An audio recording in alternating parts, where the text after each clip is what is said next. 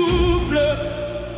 Pour les anciens, pour les enfants, pour Haïti qui refuse de tomber. Le serment des grenadiers, sous les lumières du mondial venu 26, nous porterons le bleu et rouge comme un feu vivant, impossible à briser. Les joueurs avancent dans le tunnel, le regard rempli de détermination. Les tambours frappent comme des battements de guerre, pendant que le peuple retient sa respiration.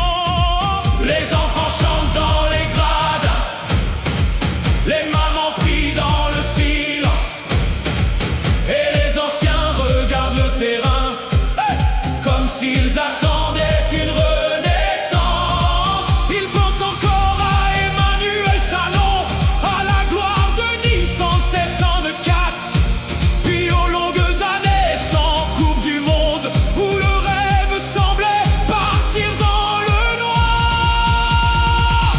Le serment des grenadiers, nous jouerons jusqu'au dernier souffle.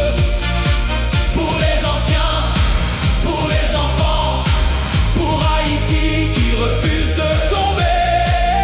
Le serment des grenadiers, sous les lumières du mondial venu 26, nous porterons le bleu et rouge comme un feu vivant, impossible à briser. Johnny Placide protège le dernier rempart, comme un gardien choisi par le destin. Ricardo démène les défenseurs avec la force des guerriers haïtiens.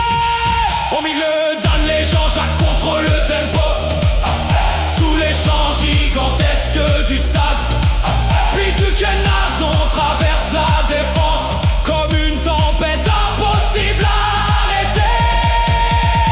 Centre dans la surface, France Di Piero s'élève, frappe de la tête, et le stade explose pour Haïti.